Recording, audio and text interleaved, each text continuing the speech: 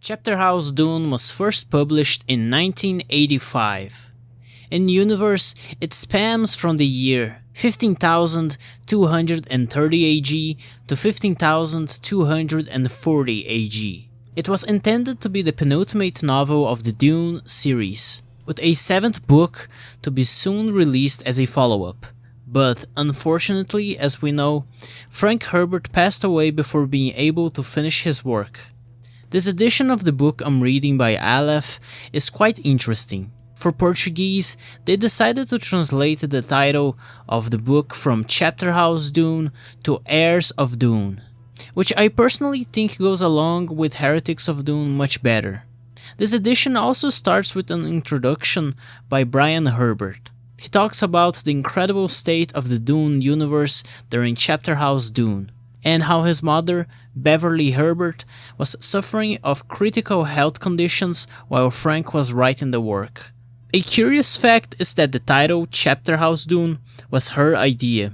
He also mentions how Sterling Lanier accepted to publish the first Dune book after 20 other publishers had rejected the novel. Frank never stopped caring for his wife, but eventually she passed away. Most of the work was written in Hawaii, while Beverly was still alive. She gave Frank many ideas, and the book received a lot of influence from her. Frank only published the book after she died. Brian moves on to describe how Frank and Beverly never had any fights nor ever raised their voice against each other. Both were intellectuals. Married in 1946, and Frank only became a great writer because of her. Frank later passed away in 1986, not much longer after Beverly herself. With this introduction by Brian, I present to you Chapterhouse Dune.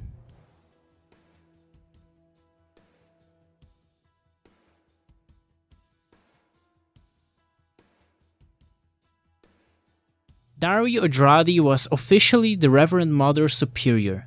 The other two highest-ranking Reverend Mothers in the Sisterhood were Tamalane and Bellonda. Both were background characters in Heretics of Dune, but here they will be way further developed than before. The first chapter already introduces us to the new baby Ghola of Miles Teg, and how they held a small celebration for his birth. Bellonda was mad with this celebration, for she thought it was a waste of time. In most of the book, we will see Bell, how Bellonda is commonly called, angry and mad. The Honored Matrix had destroyed 16 planets from the Sisterhood, so the Bene Gesserit wanted to awaken Miles' memories so he can serve them once more, and also for him to use his unexpected power to see through the nose ships of the Honored Matrix. Odrade had got his cells from cut nails she found inside the nose ship, so baby Miles wasn't an actual Ghola, he was more of a clone, because Miles' body was burned and turned to ash back in Arrakis, which was destroyed in the end of the previous book. Palma was a planet with 1,000 sisters. The decision was made for it to be abandoned, for they had no way to defend it from the Matrix. There are still many troops and new sisters being trained at Lampadas, the Mentat planet. Those personnel were highly valuable and important to the Bene Gesserit. Odrade sometimes spent hours with her other memories, trying to find a way out of this mess. The situation with the Matrix threat was way worse than it had ever been under the Tyrant. Hunters were out there searching for Chapterhouse and the other planets of the Sisterhood. Bellonda was fat and talked a lot, while Tamalane was old and remained quiet for most of the time. Odrade took baby Miles to walk in the orchards around Chapterhouse's central. She thought about how every Bene Gesserit who deserted the Sisterhood came back, as Jessica herself did. Because of that, the sisters knew that nobody would betray the Sisterhood and join the Honored Matrix. That was something that just wouldn't happen. Baby Miles had 7 years of age. He was smart and sharp, and he felt those missing memories. Since that time, he knew that he was a Ghola. As time passed, everything got much drier. The desert down south was growing bigger every day. Rakis had been destroyed. They had to sacrifice Chapterhouse and turn it into a desert planet with that sandworm from the No Ship. Sandworm of which went through its metamorphosis and became many sand trouts. Miles was taught to call Odrade as Mother Superior when in front of other people, but when they were alone, he could call her as Mom. She was the only person who showed affection to that boy. Miles had, somehow, knowledge of weapons and plants, without ever being taught about them. And at 9 years of age, he kicked some grass out of anger, which led Odrade to educate him. She taught him about how grass protected riverbanks from erosion and how it feeds cattle and other animals. The book mentions the Censors, a class of Bene Gesserit who teaches Acolytes and Miles Teg. I don't recall this terminology being used in any other book, so here we have it, a new term, a new rank. When Miles and Odrade came back to the Central, the boy recalled a memory from an ornithopter ride they had together. His Mentat abilities were also starting to surface. Odrade recalled memories of sailing when young, back in Gammu, with Mama Sibia. She was the daughter of the sea, the child of the sea. Now Chapterhouse would become a desert, and its oceans would dry up. Odrade's adoptive parents taught her to love, and the Bene Gesserit were never able to erase that from her. Odrade had rare occasions of prescient visions, another thing the breeding program tried to erase but failed. Sheeana had been stationed at the border of the desert, in her own tower to observe its expansion and the sandworms, whenever they came into existence. If that were to ever happen. The big no-ship Teg had captured was anchored nearby the Chapterhouse Central. Its engine was running only enough to keep Idaho hidden. Beside him there was Murbella, the Honored Master prisoner, and the last Tleilaxu Master alive, Scytale. Back from that one line he was present in the previous book. Odrade was getting old, and the situation only got worse when she received, through Bellonda and Tamalane, a report from Lampadas. The Honored Matres had attacked, no survivor was left. The Rabbin, through the Chom Company, was able to send these news to the Sisterhood. Aleph Burzmali was taking care of Lampadas' protection. It was the 6th planet destroyed just that month. 10 billion people were living in Lampadas, all now dead. Not only Burzmali was stationed there, but also Lucilla. Odrade had her own plan, so she couldn't retaliate immediately. Sheeana, who first bled in Rakis, had to replace Tamalane, since the Reverend Mother was getting too old.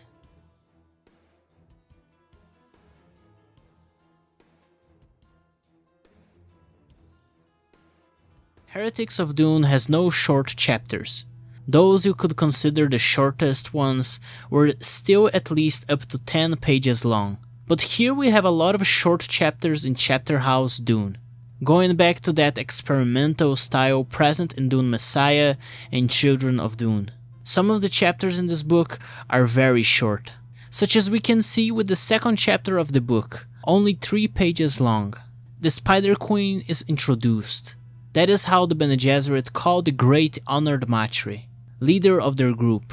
The Spider Queen was mad at the fact that it was impossible to interrogate any sisters from the Bene Gesserit, because they could take out their own lives at any moment and suppress any pain inflicted in them, even though the Honored Matres saw them as primitive, their blind, inflated ego. Sabanda was a captured sister. She taught young girls, none of which were alive anymore. Sabanda ended her own life before the Honored Matres could inject her with some drug to make her talk. Her body, like it happened with all of her dead sisters, would be given as food for the futars. The book says that some Honored Matres use futars for pleasure, and that those creatures don't reproduce while being held captives. Logno was the second in command of the Honored Matres. She was called to the presence of the Great Honored Matre under a veil of darkness. All Logno could hear were moans.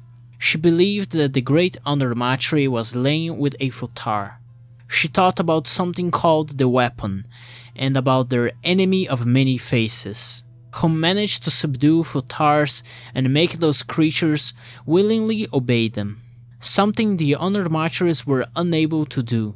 Apparently, this enemy of many faces stole half of the weapon the mattress had in storage, and also stole something called the cargo, which was essential for the weapon to work. Buzel was a rich planet recently under Honored Matri control. The Great Matri ordered Logno to enslave some smugglers from that planet and investigated for any signal of the Bene Gesserit. The Spider Queen's name was Dama, or at least that's how she let some of the closest Matris to her call her.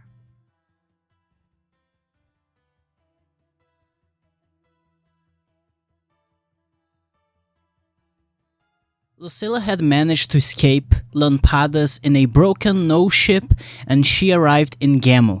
While there, she hid in a farm. Odrade once had mentioned to her about a certain secret group, a society still living in the old Imperium and especially in Gammu.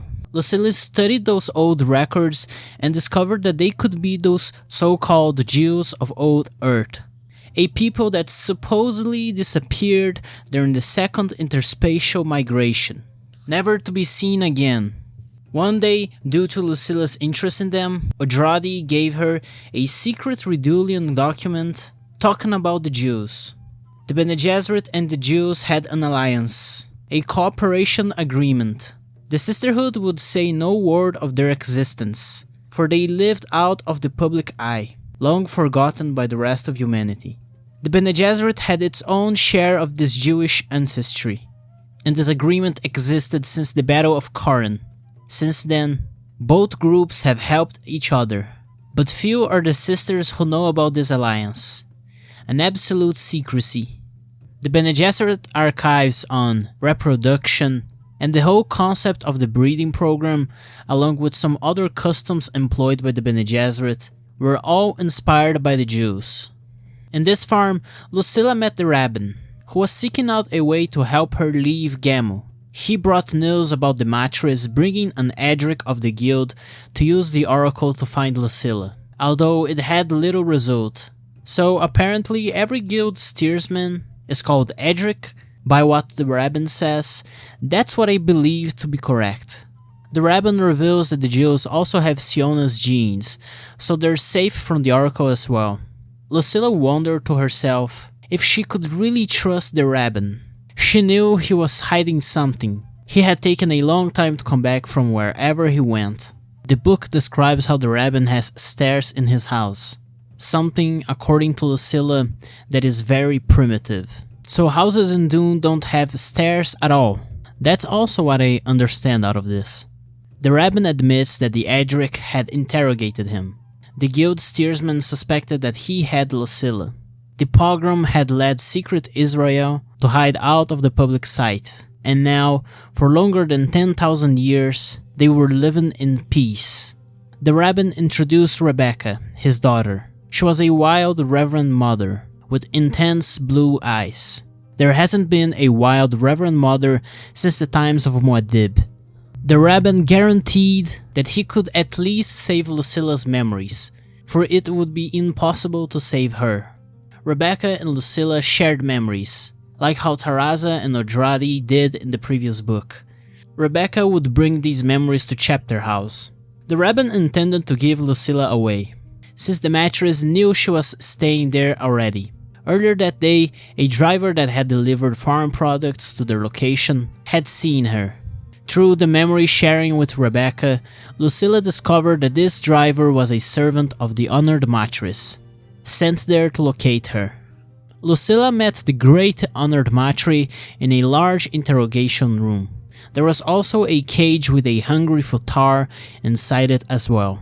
Lucilla started missing melange and was suffering withdrawal effects for it. She had been taken to Planet Junction, a terrible planet to defend, with badly designed forts, far too expensive to maintain.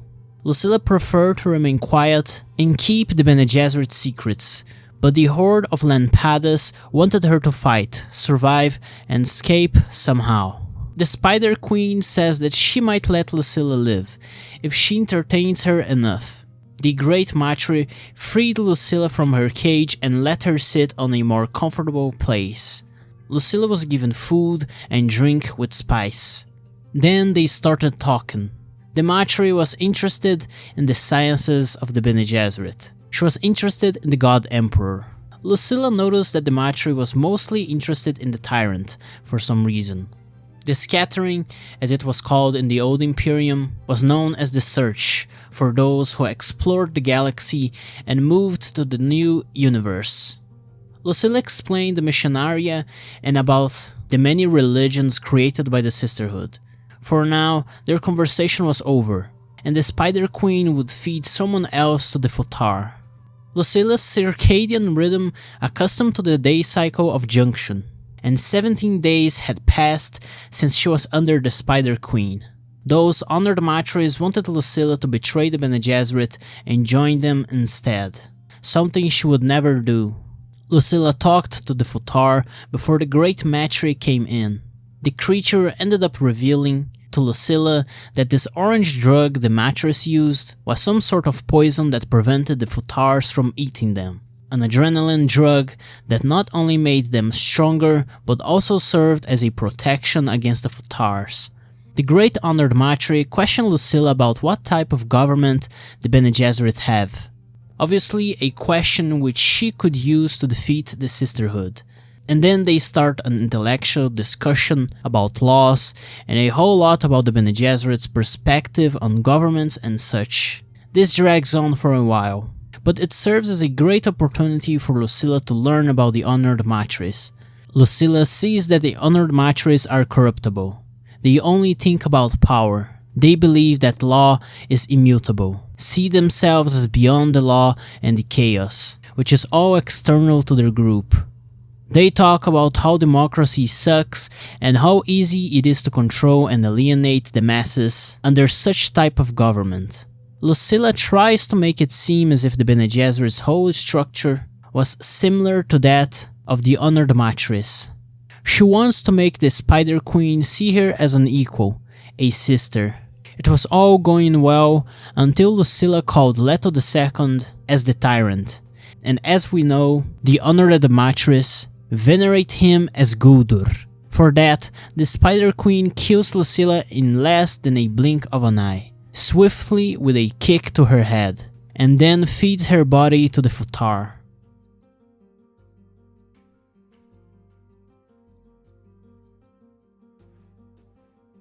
The small child from Rakas became a tall woman. Sheeana was the shepherd of sandworms that could never come.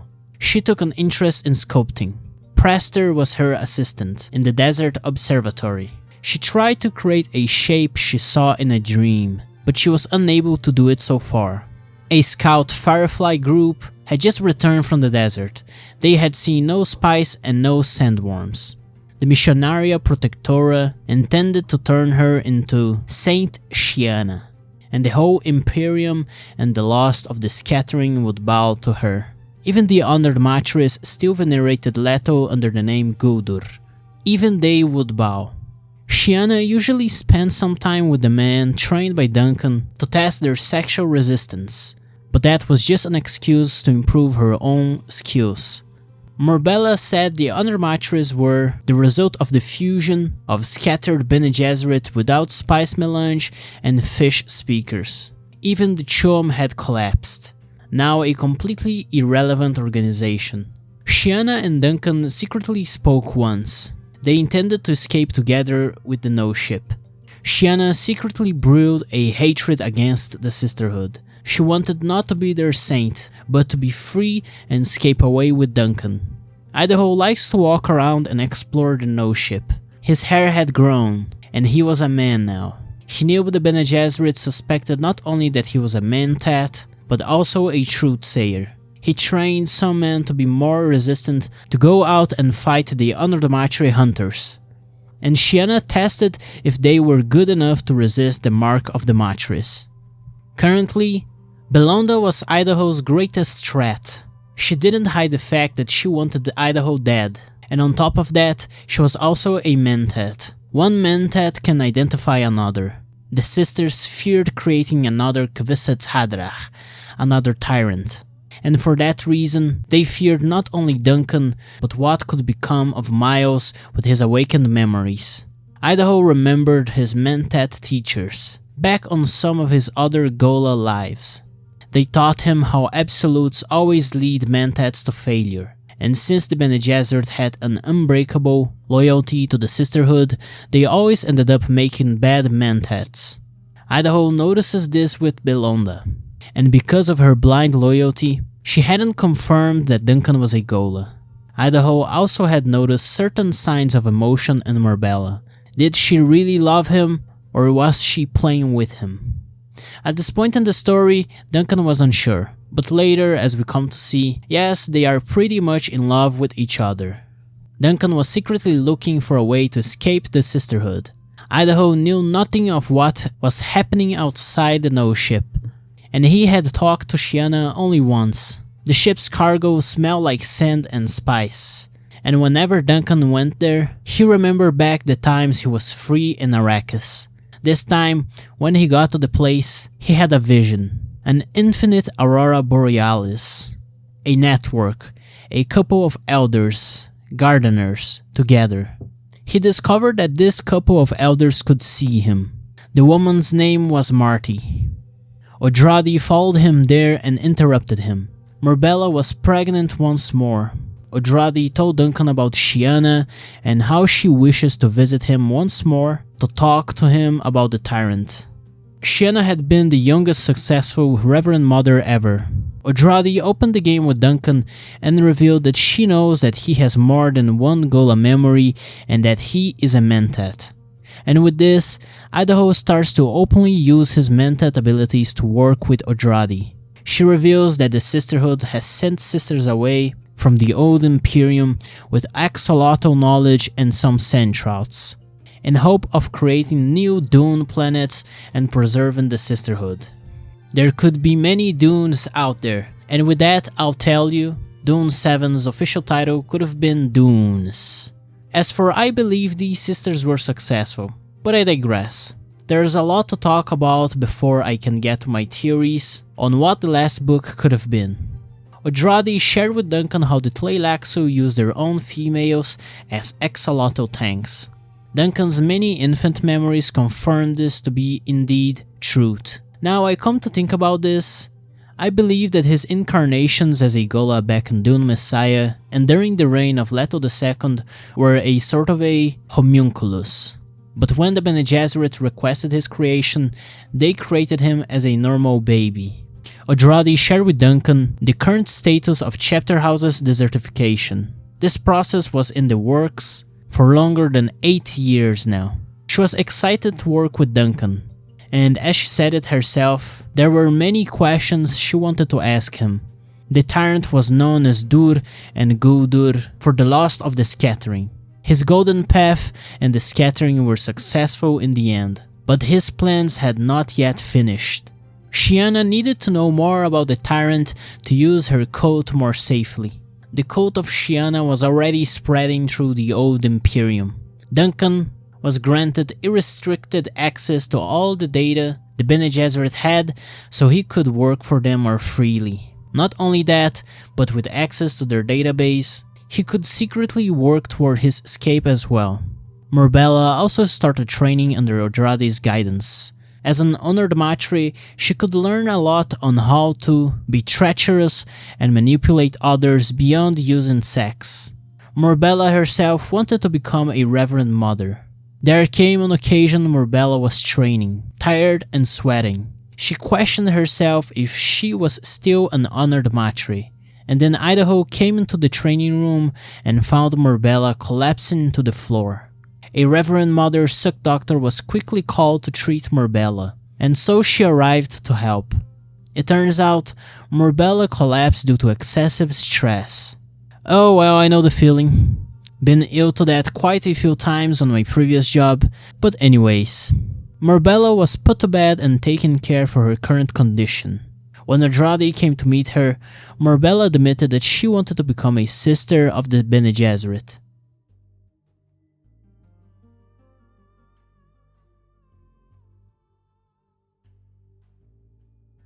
Odrade was frustrated. She needed more time. They had a backup plan for the remaining sisters to escape away in cells toward the scattering space, as a way to preserve as best as they could the sisterhood.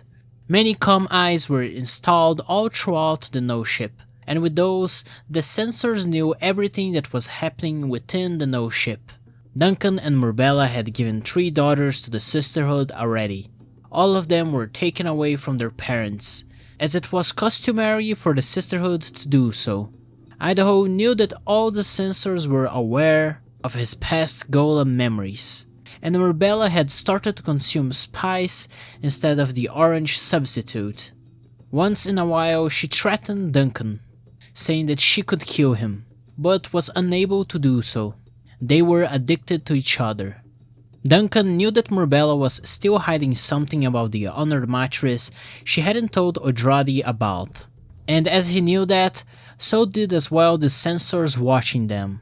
The couple sometimes had discussions about how did Duncan end up enslaving Murbella, but those went nowhere and got cut short.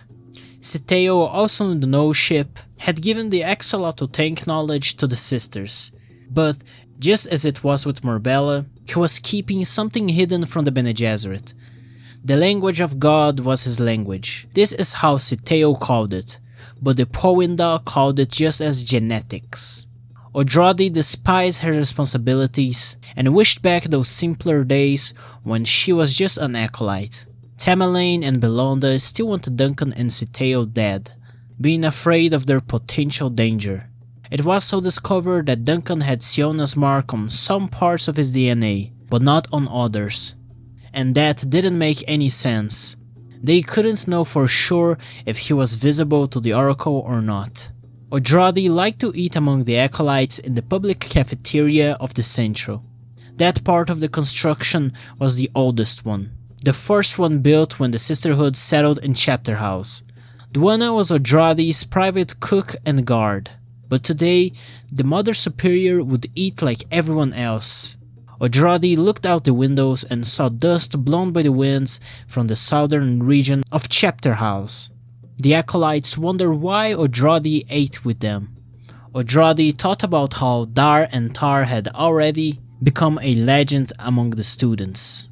She thought about how Murbella was on her way to become a Bene Gesserit, but more training was necessary. Odrade had taught her that everything was temporary and that no planet was safe for eternity. Odrade remembered her ornithopter training together with another terrible acolyte called Lanchain. She wasn't smart and lacked emotional control, but she had been selected due to her good genes. An acolyte at the cafeteria finally gathered enough courage and started a conversation with the Reverend Mother Superior. This acolyte though had bad genes, and was selected because she was smart and perceptive. Odrade asked her if she wanted to be a horse. The acolyte's name was Aloana Streggi. The poor girl wasn't expecting this from the Reverend Mother and started talking about horses, which made Odrade laugh, and this called everyone's attention. Odrade told Streggi that she would carry small Miles Teg on her shoulders, since he was just a child. This was the beginning of Odrade's plan, along with Murbella's training. She was now fully compromised with it. Duncan had to awaken Miles's memories. That night was rainy, and Odrade later went to her office. Rains had already become a rare occurrence in Chapterhouse, and acolytes often loved to bathe under the cold rain. Eventually, it wouldn't rain anymore, and Odrade knew it.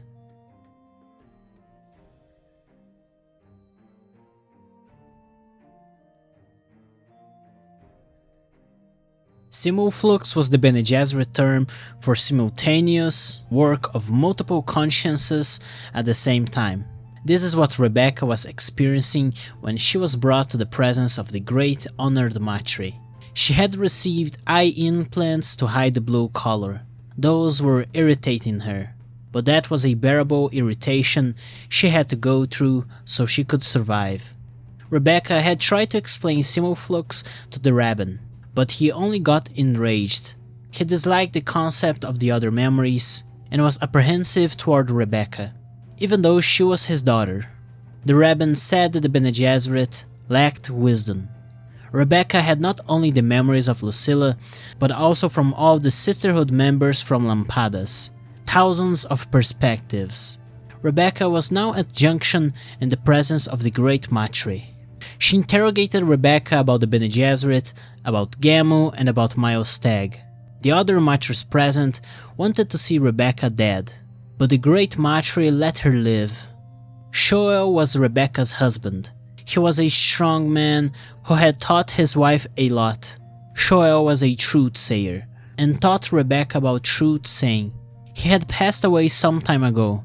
Thanks to him, Rebecca was able to read the matters correctly and say the right things to keep herself alive.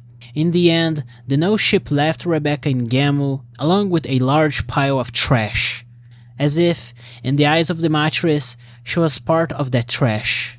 Rebecca met the Rabbin in his office again. After the experience with the Matres, she was now more confident in her other memories and abilities as a Reverend Mother, something which again bothered the Rabbin to his core. The old man wouldn't change for anything. Some time passed, and we see that the Rabbin and Rebecca are hiding inside a dark no room. There was 8 of them in total there. It was a cramped place with a very stinky smell. Joshua was one of the guys there. He had built that bunker with materials they had bought from different smugglers. It seems the honored Matres decided to go back on their decision and attacked their farm. All that remained from it, on the surface, was ashes.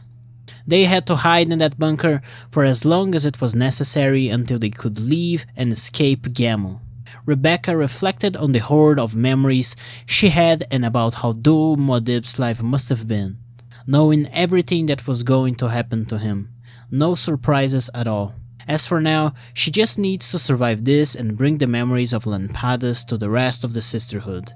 A lot of time passed and Secret Israel was still hidden. Joshua was fixing some air pumps, which had recently broken, with suggestions given by Rebecca's other memories.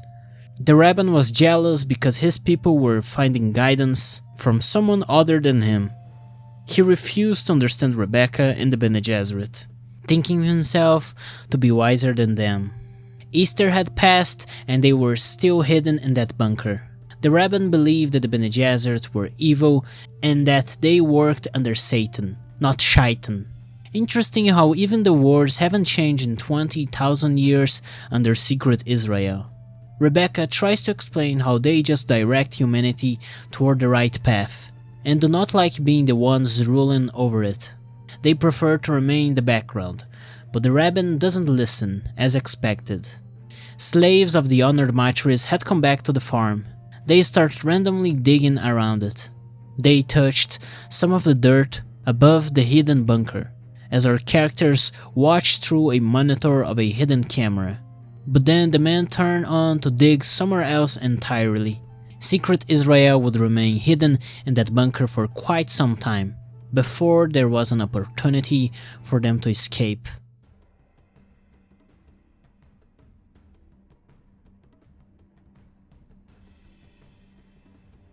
Odrade, Bellonda, and Tamalane went with their monthly inspection of the Bene Gesserit overall infrastructure.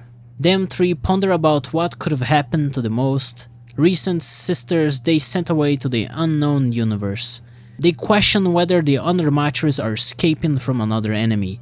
That is a possibility. Bellonda wanted to talk to Odrade about eliminating Duncan, but Odrade only ignored her, as persistent as she continued to be. Tamalane and Odrade stopped to look over how the planet was turning into a desert, but Bellonda kept on wanting to talk about Idaho. They went back to Odrade's office, and everything seemed so strange from here on out. Bellonda and Tamalane noticed Odrade seemed ill.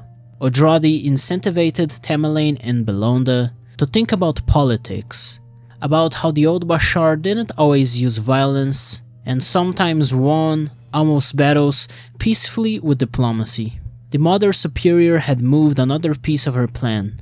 They needed to awaken Miles' memories.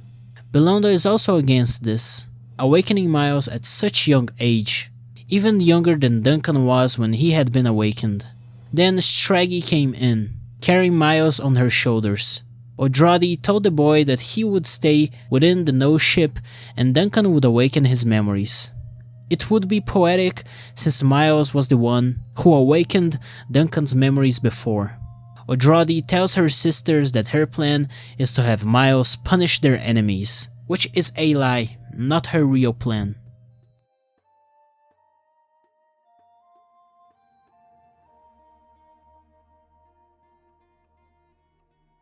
Prashka was a censor who passed nearby while Odrade laughed to herself about all the problems she had to deal with. Odrade told her that it was good to be alive. While Odrade had been training Murbella to become a full Bene Gesserit, she learned with her how to think like an honored matre. Odrade was acting weird, and the other sisters started noticing it. Bellonda uselessly tried to understand what was the tyrant's goal with the Golden Path, but she couldn't grasp it. Dortugila was an old woman, a punished Reverend Mother, sent to work on an awful planet far away from Chapterhouse. She was punished for falling in love. Dortugila came to Odrade's office. She had important information only for the Mother Superior's ears. Futars had met her in that distant planet Buzel. They wanted to make an alliance with the Bene Gesserit against the honored matres. They didn't reveal their total number of forces, but the messengers were 16 Futars and 4 trainers. Dortugila believed those 4 trainers to be face dancers, although they passed every test the Bene Gesserit had to identify them. Those people claimed that they wanted an alliance only because they had a common enemy and wanted the honored matres dead. The planet Buzel was a frozen ocean planet with islands smaller than the size of a common nose ship. It had oysters and animals, which provided valuable commodities, which especially interested the smugglers. This planet was under the sights of the matres since those Futars found the sisterhood there. It was one big question on why didn't the matres destroy that planet already. The trainers also talked about a secret honored matre weapon which they could use only once. Odrade and Dortugila came to the conclusion that the honored matres had amphibian slaves, probably a similar Tleilaxu invention to those Futars, and they could only use those slaves in a planet like Buzel, where they could extract the valuable commodities from the oceans. For that reason, they didn't want to destroy it. Odrade realized that Dortugila was a great asset and a sister she wanted as her counselor, to remain by her side. They made up a plan to use Buzel as bait to attract the honored matres under the false belief that the Bene Gesserit wanted to surrender to them unconditionally. But it needed to be developed further. Some time passes and Dortugila was sent back to Buzel. It was worrying for Odrade that the Rabbin had stopped sending her reports, and that Dortugila herself hasn't sent hers. She looks over the calm eyes and watches Scytale on one side of a wall, while Duncan, Murbella and Teg are on the other. Odrade orders Bellonda to use all her Mentat abilities over Borsmali's last report from Lampadas to accurately understand what happened there. A big question still lingering in the air was why did the honored matres set such deep roots in Gammu? Why was that planet important to them? Odrade suggested attacking Gammu and making the honored matres retreat over to Junction. She ordered Bell to send spies to Gammu and force the honored matres to move to Junction. The censors of the sisterhood were voting on whether to replace the Reverend Mother Superior Odrade or not. Tamalane arrived with news from this voting process, and the result was that the censors decided to let Odrade remain as Reverend Mother Superior, as for now. After this, the Mother Superior went back to her private quarters, and there was the painting cottages at Cordoville. Odrade presumed that by the morning, Belle would be able to figure out her plan already. She thought about the Spider Queen and the huge web surrounding the sisterhood. Although she never met the leader of the Honored Mattress, it was obvious she existed and was responsible for this hunt of the Bene Gesserit. Odrade needed to think like the Spider Queen. Murbella shared how she never met her own commander, the leader of the Hormu Order. During winter, when it was cold and the trees of the orchard had no leaves, Odrade decided to go out for a walk there. That place cleared her mind and calmed her down. Odrade's plan depended on Miles Teg being able to defeat the Honored Mattress, with or without a battle. If he failed, they would be done for. Odrade decided that she needed to meet Sheeana down south. It was of immediate importance. Before the Mother Superior left, she told the cows nearby that they should eat. Another strange behavior she would later need to justify to her censors.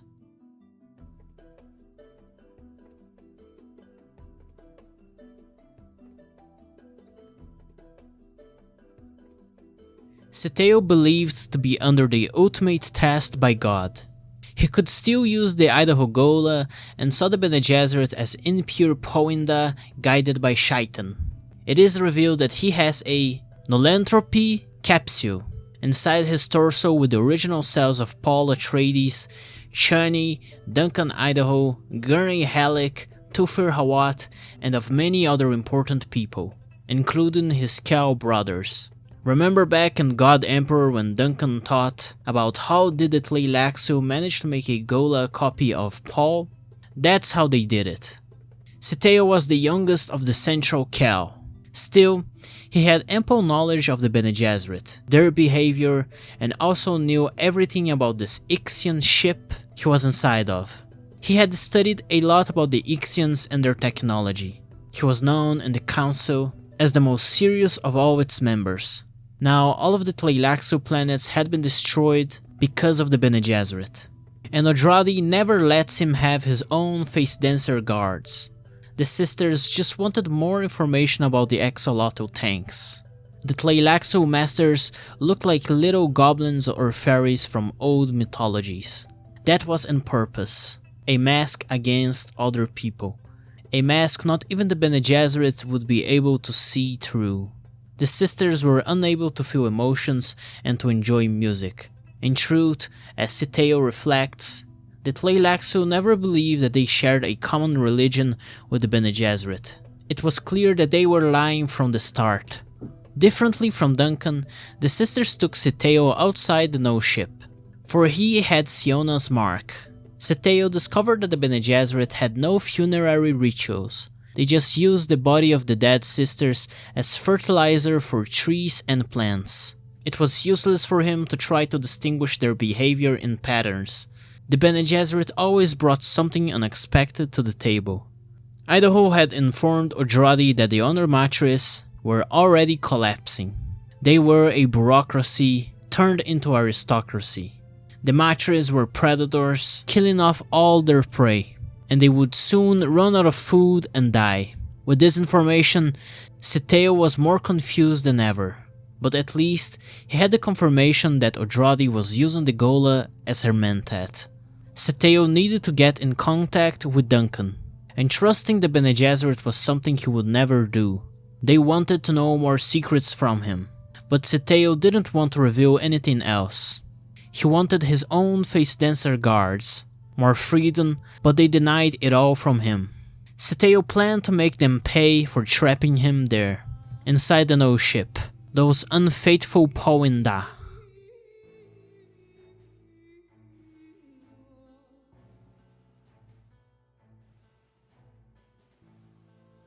There is a curious chapter in Chapterhouse Dune, in the sense that it has two quotes at the beginning, something completely different from every other chapter before this point, where all of them had a single quote. The first quote is from the Amtal Rule, saying to push one thing to its limits, while the other is a Bene Gesserit commentary on how you shouldn't depend on theory if your life is at risk. Duncan and Miles were training. Odrade gave orientation to Duncan on how to train him, just like how old Miles trained young Duncan. They had copied Miles's original childhood. even giving him a younger friend in place of his younger brother. Miles still remembers some things from his military training, without ever having trained under the military in this body. Duncan warned Miles that he would suffer immense trauma and pain to recover his memories. Both the Bashar and Idaho were Mentats. That was another thing Miles would remember. Duncan told Miles about how he had a dog in one of his past lives. He made a comparison about how they were guard dogs who served their master, the Bene Gesserit. While they trained, Murbella watched them. Murbella reflected back on how the Undermatris never contemplated defeat. She missed that sensation of power she had when enslaving men, a sensation she would never feel again. The Bene Gesserit teachings were far too valuable for the Undermatris, and they had no idea about that. Idaho taught Miles about his farmhouse in Lerneus, about his parents, about the history of Muad'Dib.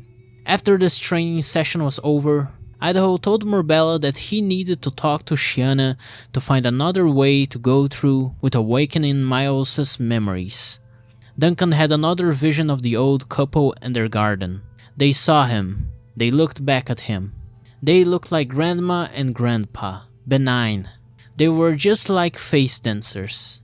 They were just relaxing while doing gardening. Idaho tried to use his mentat abilities to identify their faces. They weren't people he had met in the past, but they did look like face dancers. Murbella appeared in front of him and his vision disappeared once more. Duncan was tense and sweating, and Murbella showed concern for him, but she was also serious. Duncan saw how Murbella would behave once she became a Reverend mother. He realized that this couple he had been seeing were face dancers free of Tleilaxu Masters. They were judges who had decided to exterminate all honored matris. Duncan needed to talk to Odrade. Since Idaho started understanding the honored matris better, Duncan saw this whole deal as a game. He was a player and the no ship was his chessboard. There were Bene Gesserit roaming the ship. They carried no weapons, for none were necessary for a sister.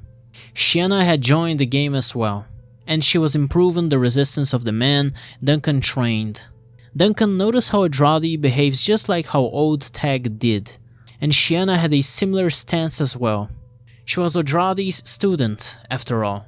Duncan discovered how to encrypt and hide information within the no ship's database, something the Bene Gesserit overseers had not yet discovered. By this point, Idaho was starting to understand Odrade's plan, and he believed that those two face dancers from his visions were leaders of the trainers, those who visited Buzel with futars.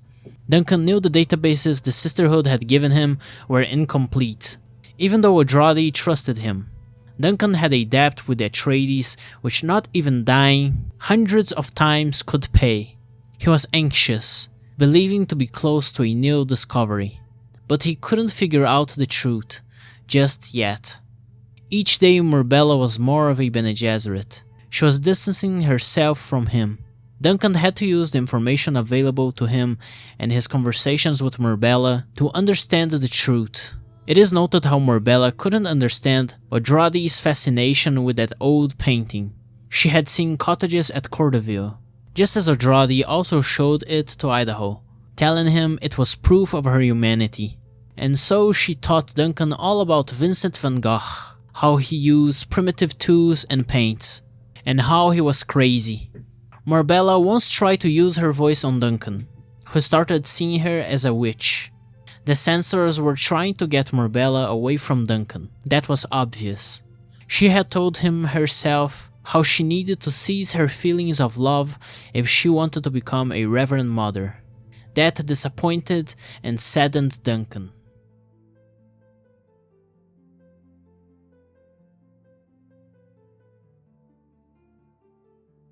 It was raining at the Central once more.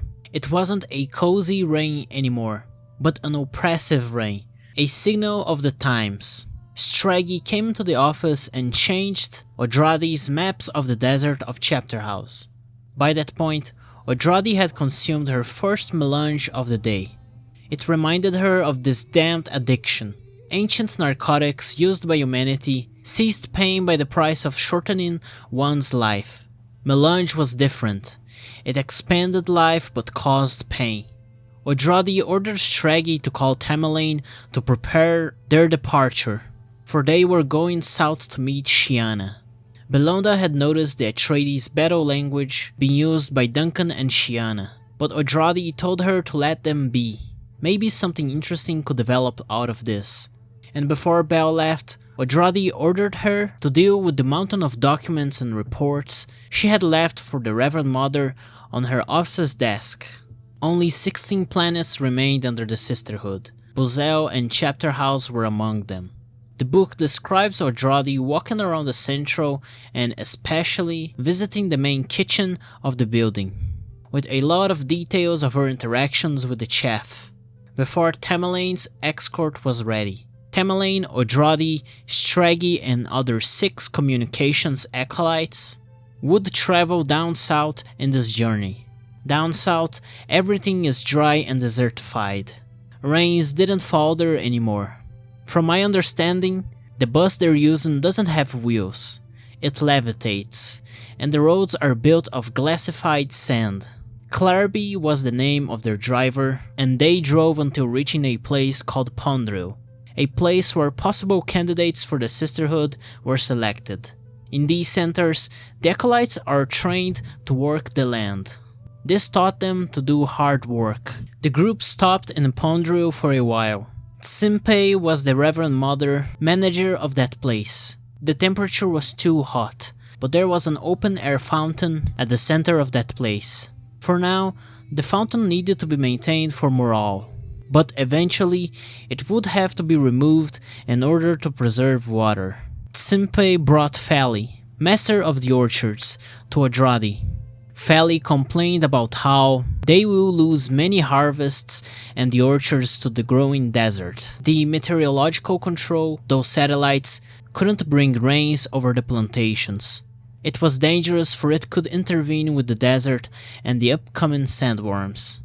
Odrade just disregarded Fali and Tsimpe and told them to incentivize the Acolytes to join the Undiscovered Universe program and leave Chapterhouse to create new dunes out there. The group was back in the bus and on their way. They would pass by Eldio, a town near the ocean, that shrinking ocean. Odrade taught Streggi not to reinterpret history, but to live it in the moment and shape her perspective of it. The Bene Gesserit manuals were to be refuted and dismembered by the sisters. They should not be followed to the letter. When they were near Eldio, Odrade ordered the bus to stop, and they left and went to the beach. Odrade went swimming naked in that salty sea. One last time, she wanted to swim before it was gone completely off the face of Chapterhouse. The child of the sea had a last glimpse of the ocean before dressing in her clothes. Still wet. It was uncomfortable, but she would dry up eventually thanks to that heat.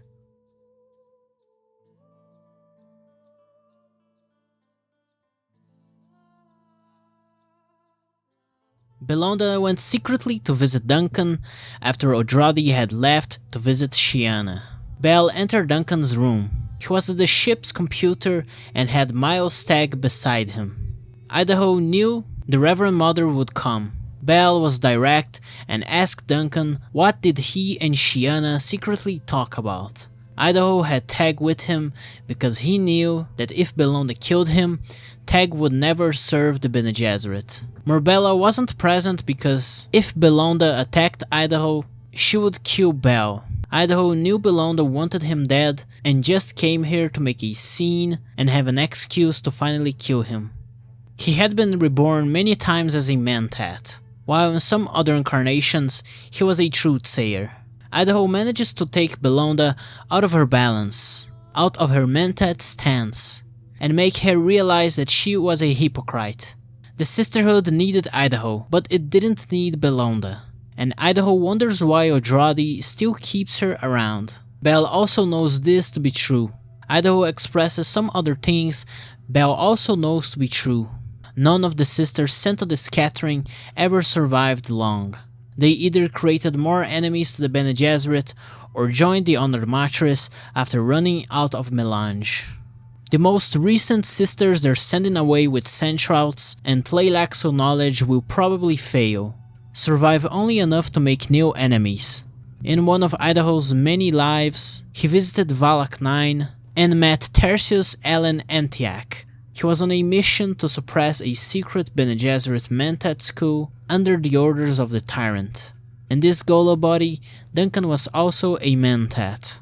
Antioch was one of Bellonda's other memories. And in case you don't remember this Antioch woman, she was the one who served the God Emperor and went to discover the secret No Chamber in Ix, back from the God Emperor's book.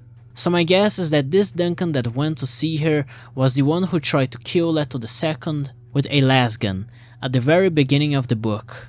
Bellonda finally understood that Duncan was necessary for the Bene Gesserit to survive. He could invent things they needed. He could come up with ideas. Belle decided to leave, but before she did so, Idaho shared a few other conclusions he had arrived at. The Honored Mattress, previously believed to be a large group which outnumbered the Bene Gesserit, were, in reality, a very small group, which seemed to be large due to the conditioning of its members and delusions. The Old Imperium was an asylum for them. They were being hunted out there. Someone from the scattering had developed a technology to fully create a no planet, an entire invisible planet. Something the Ixians tried but didn't work due to the fact that it required far too much energy. He suggested that many of the Atreides descendants among the Bene Gesserit had the same potential as Teg, to see beyond no rooms. Idaho suggested that people from Ix who had joined the scattering probably created cyborgs and, even worse, thinking machines. Neither the man nor Sheeana became addicted to each other like how Idaho did with Murbella. Sheeana was somehow immune, and had the Sisterhood tried to use Duncan to control her, it wouldn't have worked. Somebody gave the Sisterhood false intelligence about the Futars hunting down Honored Mattress. Idaho said Murbella knew nothing of such thing. Bellonda finally left after realizing the huge importance Idaho held for the Sisterhood. He wasn't a Kvisitz Hadrach, at least not yet. After all of this took place, Idaho went to see Murbella. Duncan told Murbella everything that had just happened, and they did it in the shower. Two horny lovebirds, aren't they?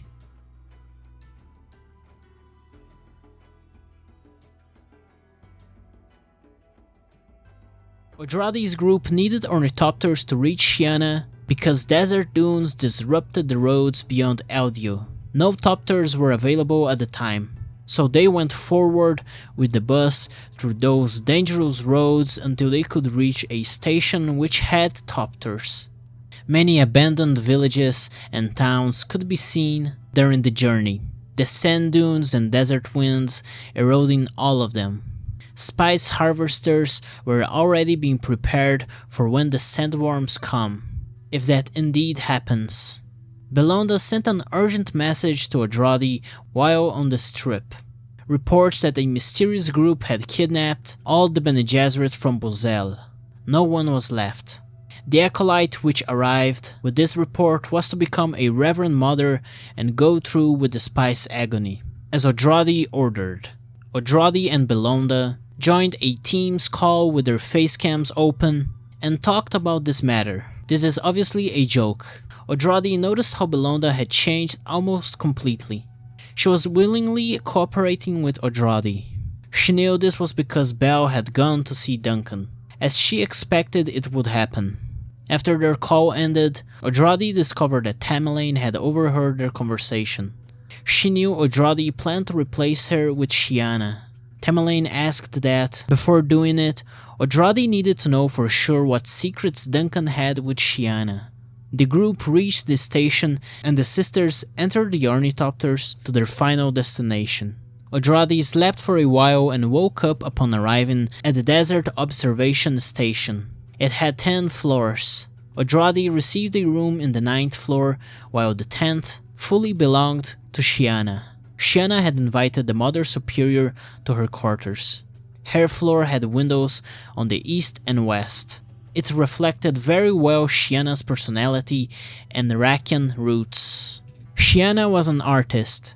She had finished a sculpture, tucked away in a corner, and had made a drawing of a sandworm with a small figure in front of it with only black pencils. Odrade wanted to see Sheeana with impartial lens, something which would be extremely hard. That little girl from Rakis had evolved a lot, from an ugly kid to a strong Reverend mother. In their conversation, they're direct to the point. Sheeana knows Odrade wants the truth on her conversations with Duncan. She tells the partial truth, saying that she gave information to Duncan about how they're dealing with the honored mattress. Odrade knew that there was still something Sheeana was hiding. After a little discussion between the two, Prester, Sheeana's assistant, came and informed her about the return of a scout party and their request for her to run the topography sensor equipments, as I understand them to be, over the desert. After some time, Sheeana came back. The Censors had discovered a small mass of spice to the north. Their desertification was working. Odrade asked Sheeana if she wanted to work with Bellonda, replacing Tamalane. It was temporary, for the Missionaria project for Divine Sheeana would come later. Their conversation ended after Sheeana addressed a man Odrade had seen outside, someone trained by Idaho. His name was Trebo. Duncan and Sheeana intended to awake Miles Teg the same way Duncan's other Ghola memories were awakened, and Sheeana would be the one to do it. In truth, what Sheeana didn't share was that she and Duncan had discovered a way to reactivate the no ship and turn off the mines around it. Those mines were planted by Bellonda to prevent it from launching.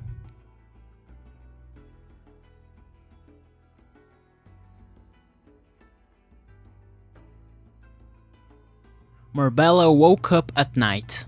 She had a nightmare and now suffered what seemed to be sleep paralysis.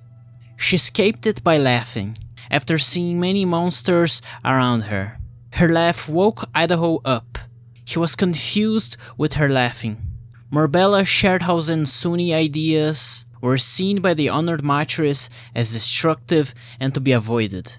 And now she was being taught Zensuni philosophy by the Bene Gesserit. Duncan and Murbella started discussing while ignoring the calm eyes, saying more than they should. Duncan saw Miles Teg as a father, back when he had been awakened by the Bashar. He knows that Miles will also see him as a father, once he is awakened. Murbella reveals that the Bene Gesserit want her to seduce Scytale and make him obey her. She didn't want to do that because she loved Duncan. Both of them knew that the Bene Gesserit wanted the couple split apart. Murbella told the story of how her father, a big and strong man, denied submitting to an honored matre. This led to their entire neighborhood being destroyed and with Murbella being captured to become an honored matre. She didn't see herself as an honored matre anymore. Duncan realized that Murbella was far too deep into the Bene Gesserit mentality. He had already lost her. Murbella knew of Duncan's intentions to awaken Miles Teg with Sheeana, as Murbella did with him. She was disappointed that he made such plans without sharing anything with her. Their relationship would soon be over and she wouldn't love him anymore. The sisterhood was more important to Murbella now. Odrade and Bell had watched that recording of Murbella and Duncan's discussion the other night. Murbella's baby was to be born in 8 days. Suck Doctor so claimed. 2 months had passed until Sheeana accepted replacing Tamalane. Bellonda was against Sheeana succeeding Tamalane. Bell believed that Sheeana was faulty, just like Jessica. Odrade decided to leave Bell again and go out for a walk with Scytale to bring him to her office. Odrade and the other Bene Gesserit sisters had noticed that Scytale had the habit of pressing his hand against a certain part of his chest, but they had no idea about the hidden Nullentropy capsule there. Scytale noticed that Chapterhouse was more dry and cold than before. At Odrade's office, Tamalane was there as well, and the last Tleilaxu Master felt oppressed by the presence of the two Reverend mothers. Odrade talks about how they saved Scytale. Bandalong and all the other great Tleilaxu centers were destroyed, burned from the space by the Honored Matrix. Scytale tried to seek asylum with the Chum and the Navigators Guild, but both of them served the Honored Matrix and intended to give him away. His no ship with the last of his brothers was destroyed and he was left alone. That was when the Bene Gesserit spies got him. Scytale and his last brothers were trying to look for Futars to protect them, before the Honored Matrix destroyed their ship. Then the Tleilaxu Master reveals how he learned that the Futars only kill Honored Matrix under orders, and they didn't kill those in Gammu because no order by the trainers was given. The scattered Tleilaxu, which came back, brought only 2 Futars. Both of them died shortly without being studied properly. A major red flag they should have taken notice of. Bellonda interrupts their meeting by calling in with a hologram on top of Odrade's desk and shares information that sandworms were sighted in the desert. Right after this, Sheeana came into the office with a small capsule which held a small sandworm inside it. She took the little creature off the capsule and the sandworm stayed immobile in her hands, as if it were her baby. The spice production would soon come back into execution, and Scytale had no more bargaining chip over the Bene Gesserit. They could get rid of him and they would lose nothing. The tables had turned. Scytale was the one who needed the sisterhood now. Shai-Hulud, Leto II, was the god of the Tleilaxu's great religion. Sheeana controlled the sandworms, and Scytale pondered if Sheeana could be a real divinity, in flesh and bone, right in front of him. Scytale asked for some time to reconsider his stance, but Odrade wanted an answer now. The Tleilaxu was betrayed by his brothers who returned from the scattering. He knew he could be killed and all could be lost. Then Odrade changed her mind. She let Scytale be sent back to the No ship to reconsider his position. After Scytale had left, Bellonda came inside the room and Odrade immediately ordered her to use her Mentat abilities on everything that had just happened in that office. Bellonda clarified that Scytale only started to panic once he realized that Chapterhouse would become another Dune. Bell shared how she believed that those trainers with those Futars who had visited Dortugilla secretly wanted to rule over the Bene Gesserit, differently from the Honored Matrix, who wanted to kill them all. Everything could succeed. They just needed Murbella as Reverend Mother and the old Bashar back. Another thing that is mentioned around this part is how the sister who brought news from Buzel became a Reverend Mother named Fintil. News arrived about how Clarby had been fatally wounded. There was no way to save him, unless he became a cyborg. The Sisterhood had few men, especially on the level of skill which Clarby had, and so Odrade sent the order to transform him into a cyborg.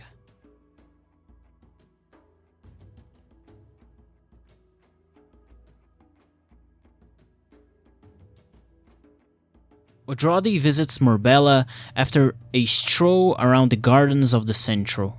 Odrade was melancholic. Soon enough, Chapterhouse would become a desert just like Rakkus, and just as dangerous.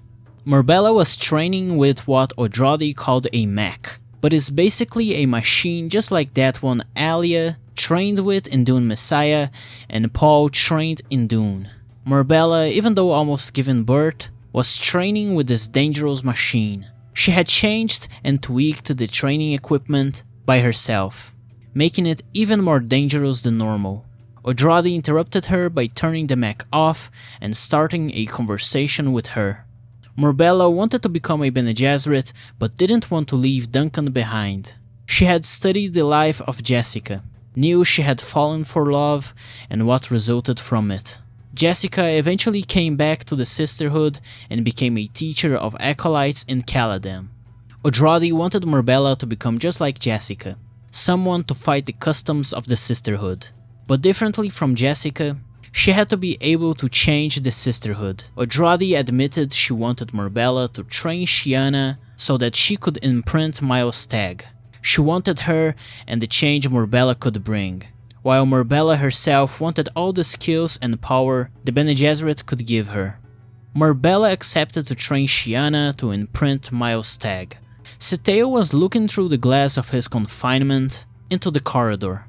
He saw many acolytes, suck doctors and reverend mothers running by him. On the other side, Jalento was one of those suck doctors, who once attended Scytale. She was the one who would deliver Murbella's baby, something that was going on at that exact moment. After this birth took place, Odrade took Duncan to an observation room so that they could watch Sheeana awaken Miles's memories. They were along other suck doctors and sisters, watching the selected room Miles was at. Streggi took off Teg's clothes and left him alone in there. 3 Censors were together with Odrade and the others. They were ready to kill Miles in case he was far too dangerous for the Bene Gesserit. Miles starts questioning what's going to happen, and shows signals of despair. Sheeana then comes in with a very seductive, transparent robe. How to describe this scene without getting demonetized? Miles's jaw drops upon seeing Sheeana. Whose wouldn't? She tells Miles that she'll help him recover his memories. But it doesn't go very far. Not as far as it went with Duncan and Murbella. That's for sure. Miles Teg quickly awakens and pushes Sheeana off him. He was confused at first, but then started looking around, eventually recognizing Sheeana and remembering that he had died in this planet Chapterhouse. What awakened him was the training his real mom gave him to fend off imprinters, back in his previous life. We got to see about this training back in Heretics of Dune. In a short moment, Teg recalled how his mother brought women to train him. While getting off Sheeana, Miles had moved at speeds faster than even Murbella ever could. The young Bashar immediately calls out for Odrade to have a talk. He leaves the room and talks to Odrade face to face, saying it all. It was true, he was moving faster than I could see back in Gammu. Streggi was ordered to bring a bowl of soup, which she did and Miles ate. Miles and Duncan shared a few words, Mentat to Mentat. Teg then threatened to kill everyone within the room in less than a beat of a heart, but he guaranteed that he would work with them. He asked for some time to talk alone with Duncan. The sisters could later reveal their conversation with the calm eyes. Miles shares one experience he had during a negotiation with a few enemies. He says how he dislikes the title the Bashar people had given him. He admitted to Duncan on how he had the potential of being a latent Kvisset Hadrach. In that negotiation, he felt as if he were trapped in a maze of mirrors, but memories of his mother helped him to get out of the maze. While that was going on in his head, the Bashar kept a quiet and serious exterior, nobody saying a word. His reputation preceded him. Miles had access to his other memories, but he left them to the side, never interacting with them. He tells Idaho that both of them have a job to do now, to help the sisterhood, and that they would do.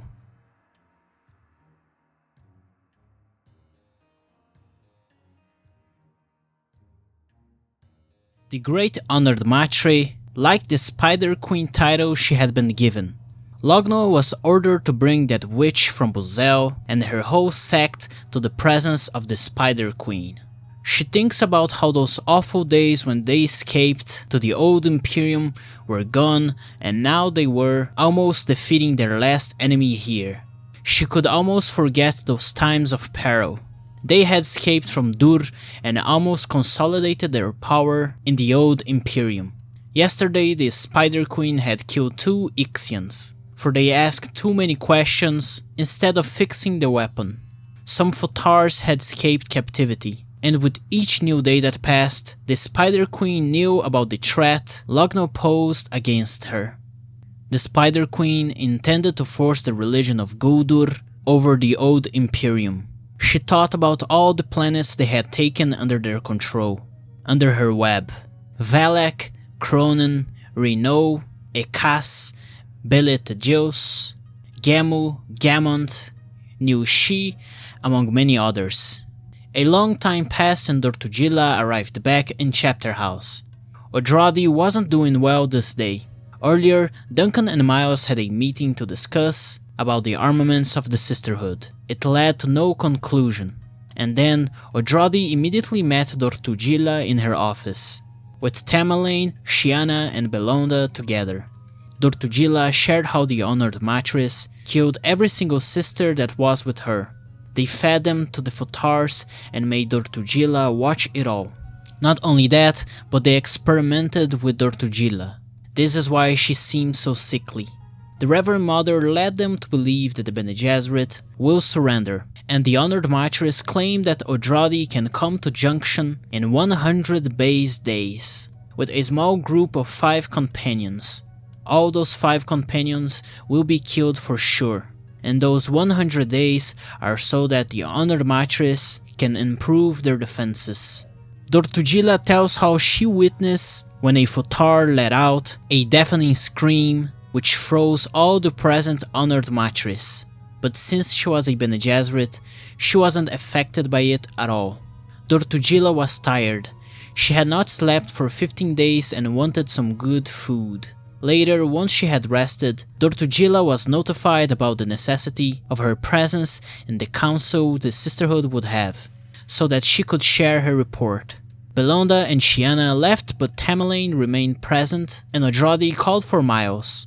The Bashar arrived with Streggi. She held his hand as if he were still a child. Miles' plan remained mostly a secret, but he shared how he intended on causing a disturbance in Gammu as a distraction and use cargo no-ships from the scattering to hide his troops to attack Junction. Bellonda interrupted their meeting. She still didn't trust Miles' loyalty. Miles and Odrade reassured her. This was part of the plan, their only chance to end this conflict. The meeting finished with Miles saying how he also believes Duncan's theory. The Honored Matrix were running away from a far more formidable enemy, out there in the scattering space.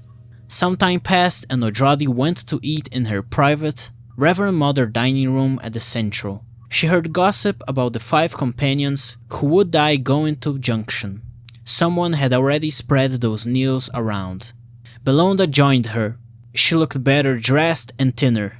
She seemed different, ever since she had her conversation with Duncan. Odrade will call upon a Bene Gesserit convention with all the Reverend Mothers and Acolytes of the Sisterhood. Odrade gave Duncan permission to leave the no-ship, but he decided not to do so. Bellonda was against the speed Odrade was taking things, and Murbella would soon become a Reverend Mother. The Bene Gesserit conventions happened rarely. The previous one was when the tyrant had fallen, and before that, when he rose to power. Tamalane arrived late, as Bellonda expected. Sheeana also arrived late, stating if the others had noticed how Murbella walks. It was true, her whole behavior made her always the center of attention, even amongst the Sisterhood.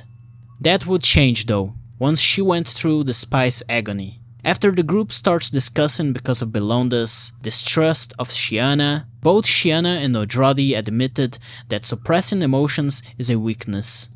This goes completely against what the Bene Gesserit had defended for longer than 10,000 years. Odrade decided that she would take only 2 companions to Junction, Tamalane and Dortugilla. But before that would happen, Dortugilla and Odrade would share memories with Bellonda. Sheeana would share hers with Tamalane, and finally, Odrade would share with Sheeana as well. Odrade knew Sheeana was still hiding something, so she ordered Tamalane and Sheeana to share immediately. They did, and upon doing so, Sheeana immediately started crying with Tamalane comforting her. Whatever it was that Sheeana was hiding, Tamalane welcomed it and deemed it not to be a threat to the Sisterhood. Still, Odrade disliked the sculpture Sheeana had made. She ended up calling it as the Void.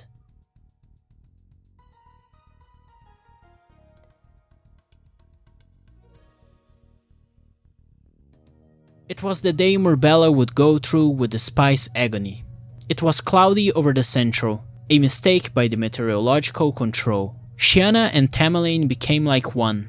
They moved, behaved, and spoke the same exact way. They stayed by each other's sides, looking up at the clouds from Odrade's office. The agony would happen within the no ship. Duncan would watch it happen. Sheeana and Tamalane decided it was time for them to go to the no ship. Bellonda and Odrade, also present, followed them. Murbella was waiting in a special room for medical procedures inside the no ship. She had never been in that part of the no ship. The place had a small theater-like room for people to watch.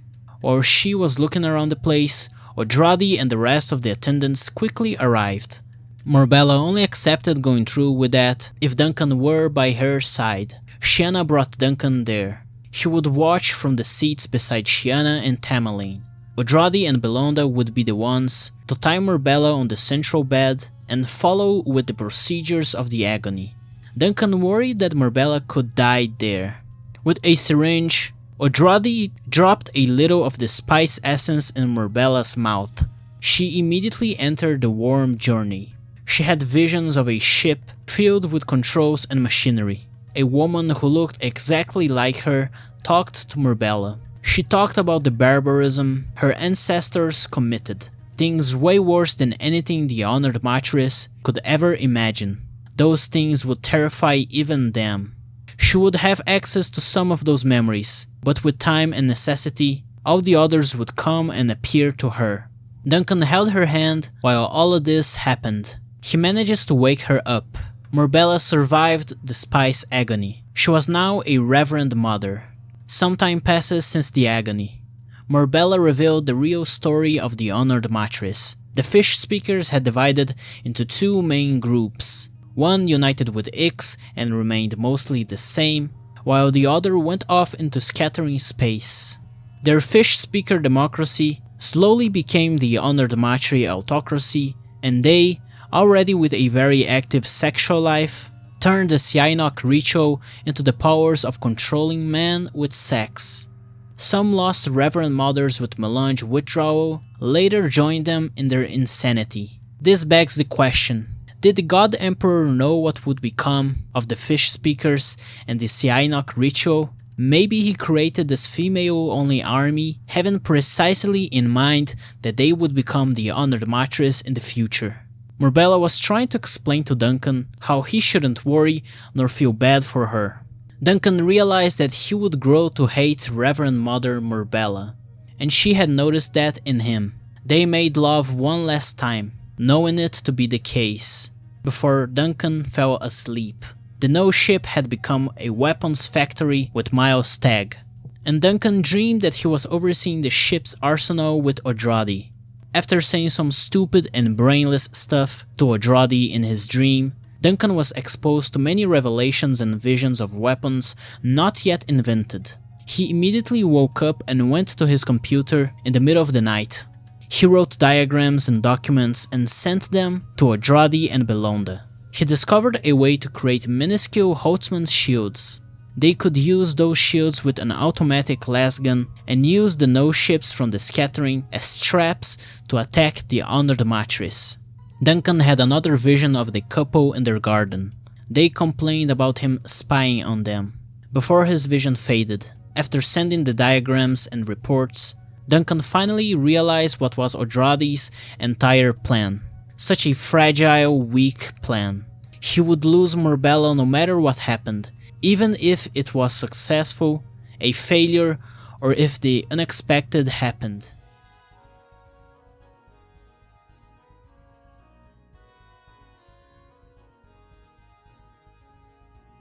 The Bene Gesserit convention happened 2 weeks after Murbella's spice agony.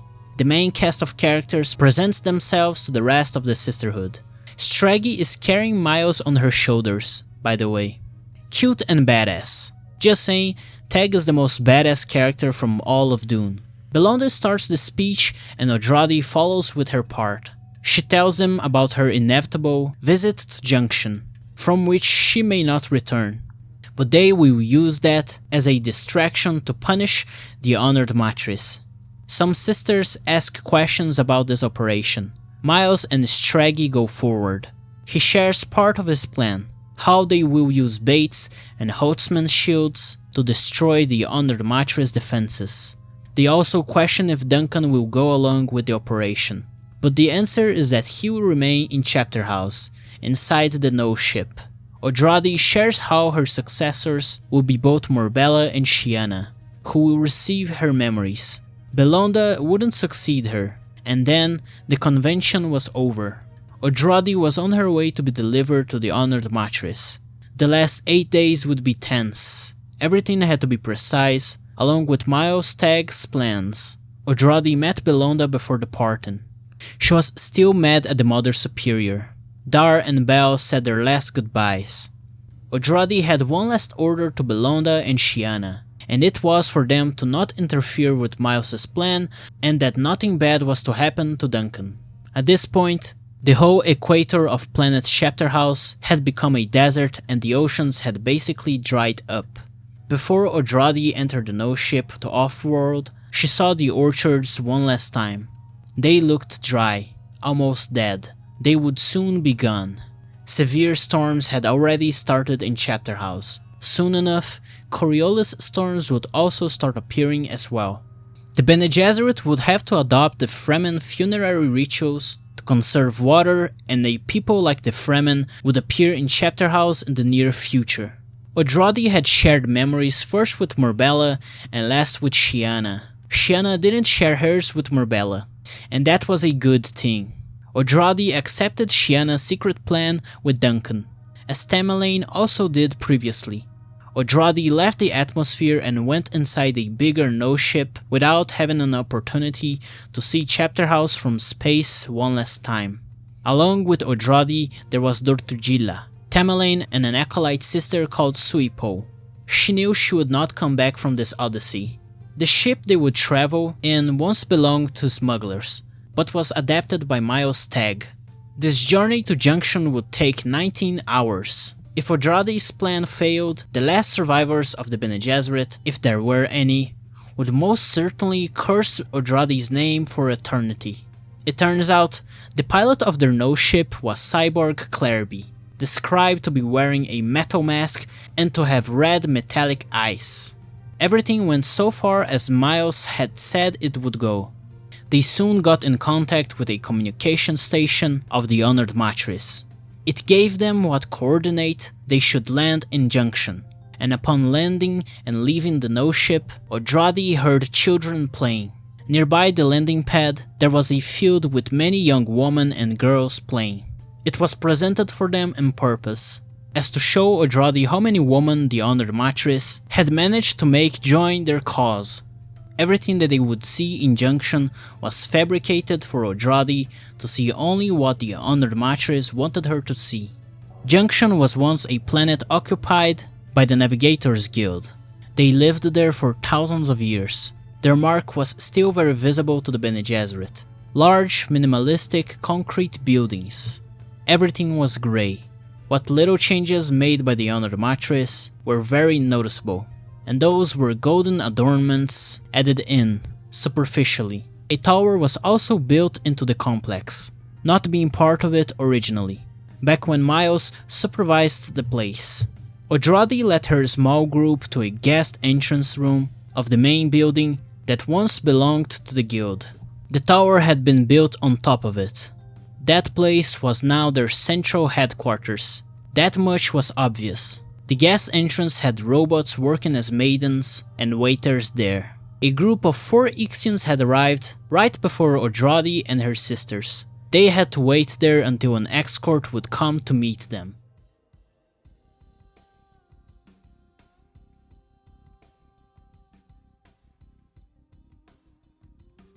Odrade is receiving help from Murbella's memories to deal with the Honored Mattress.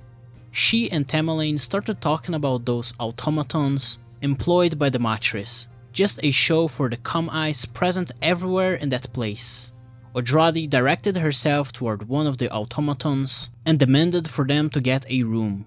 That guest section of the building was some sort of planetary hotel for newly arrived off-world people. but the place seemed pretty abandoned and to not have received good maintenance in quite some time. The automatons were given an irritant feminine voice, which made Odrade mad at them. They were finally given an awful room with dust and plain solid beds without sheets nor pillows. After they settled in and went to the communal living room, an honored matre called upon them to the presence of the great honored matre. Odrade answered that she would meet the great matre alone, and that request was accepted. It didn't take long for Odrade to be in the presence of the great matre. The great honored matre and the Reverend Mother Superior talked to each other. The matre made the honors and let Odrade call her by her real name, Dama. Logno objected to this and let it slip that Odrade was the last enemy they had in the old Imperium. Dama preferred to talk to Odrade alone, and so she brought the Mother Superior to her back garden. There they could speak more freely. The Great Matre and Mother Superior talked like equals. The garden they were in looked exactly like a common Bene Gesserit garden. There, Odrade expressed how she knows that even if the Honored Matres defeat the Bene Gesserit, they would be so weakened that whatever is out there that hunted them down to the old Imperium would just come back and destroy their weakened remnants. By Dama's reaction, Odrade knew very well that this was the absolute truth.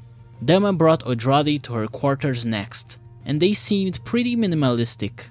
But again, that was just for appearances.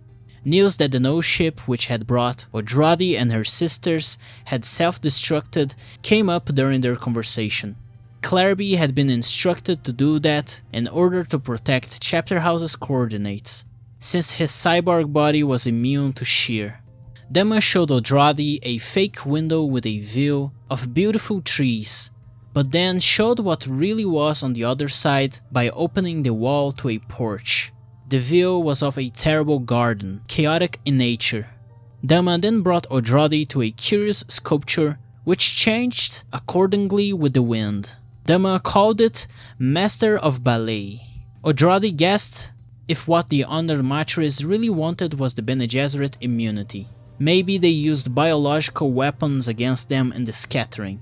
Dama said that the Honored Matres wanted not to understand the Bene Gesserit, but Odrade realized that, in truth, they envied the sisterhood because of what they didn't have anymore.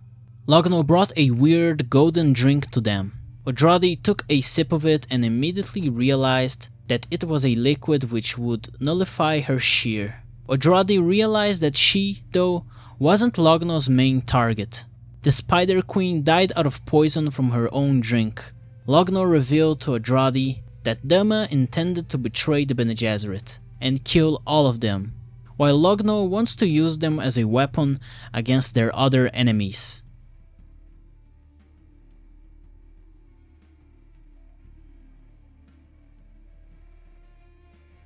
Miles's fleet appeared in front of Gammu.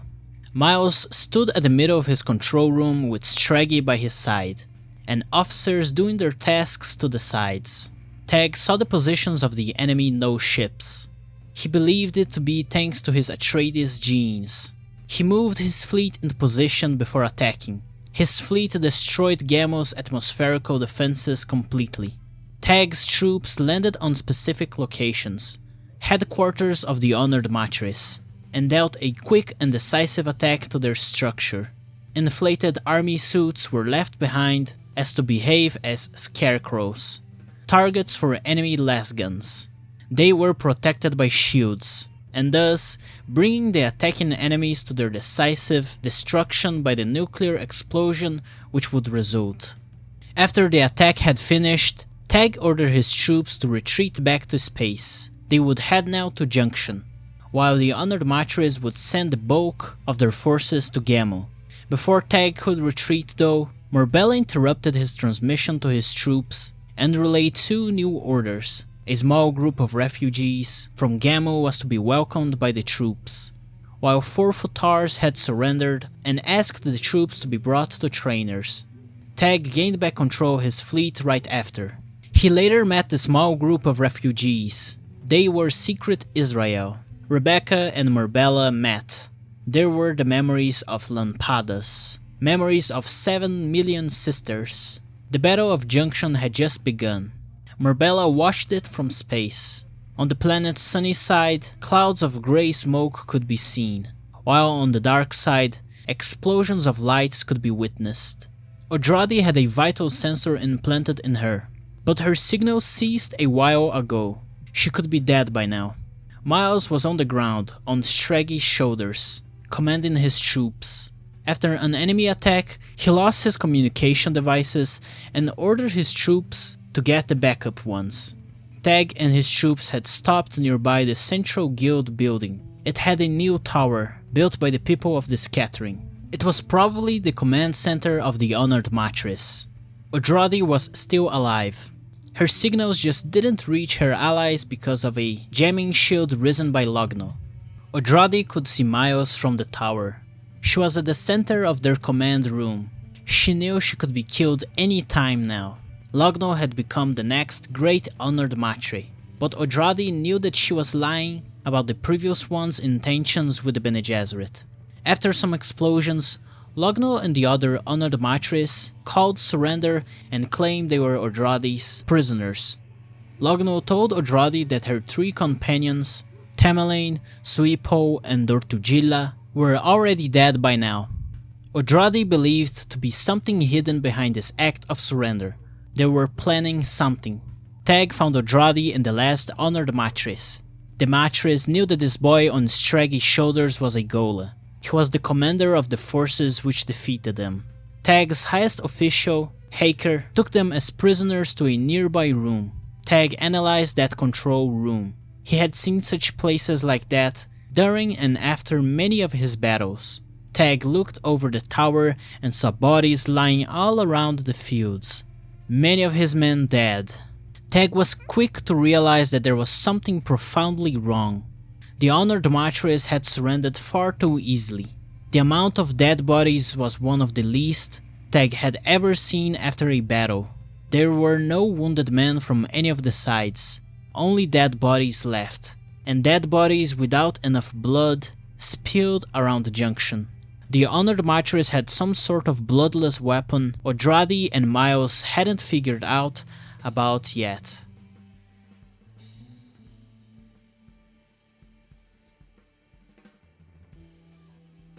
By using Miles' calm eyes, Murbella saw when Streggi suddenly fell to the ground, before the transmission was cut off.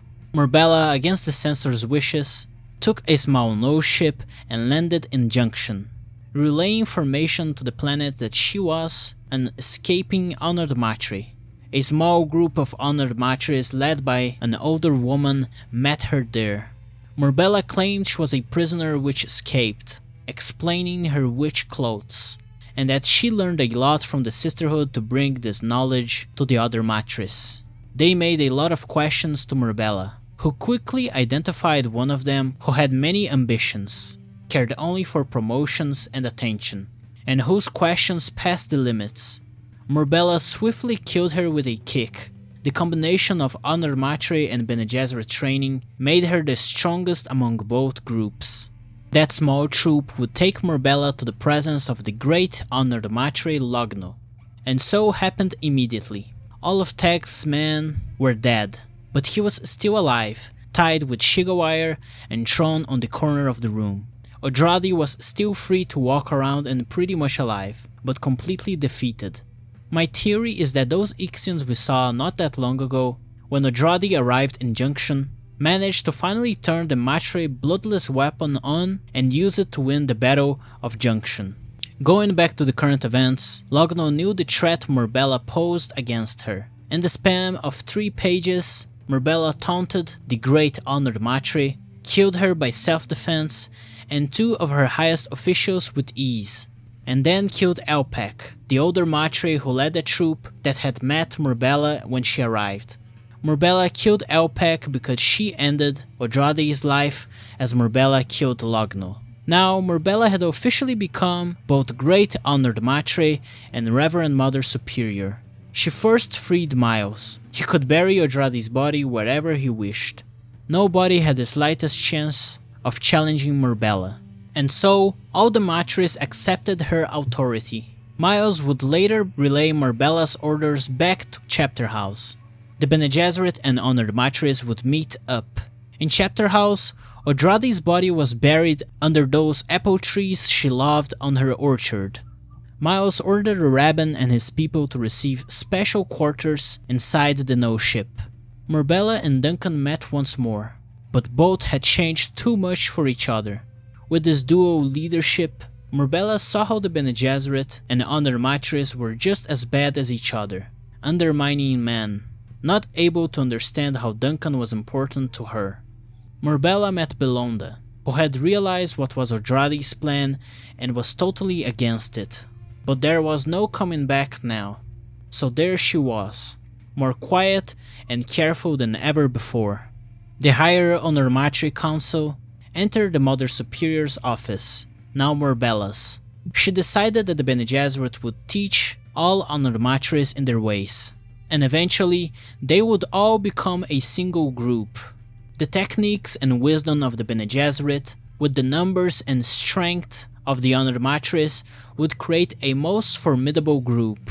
The Honored Matre Council objected against this, but in the end, out of fear of Murbella, they accepted her decision. The council left her alone in the office. Bellonda would appear there while Murbella fought with Odrade's memories. Her other memories were still invasive. Bell gave Murbella some advice how to deal with those other memories. A few things were still kept a secret from the Matres though, such as the central Com-Eye security room and Scytale, still hidden in the No Ship. Sheeana was studying some worms in the No Ship's cargo, and she had started to claim that anybody could control sandworms if taught properly. The Rabbin was also staying inside the No Ship. And Duncan, even though now he was free and there were no enemies to see him in Chapterhouse. Duncan refused to leave the No Ship. Many Bene Gesserit sisters would be lost while adapting the Honored Matres, so the Reverend Mothers should share memories as much as they can just to be safe. Murbella feared that Duncan may never love her again, for she had changed too much. Only now, thinking about Duncan and the No Ship, Murbella realized Duncan's real intentions with Sheeana.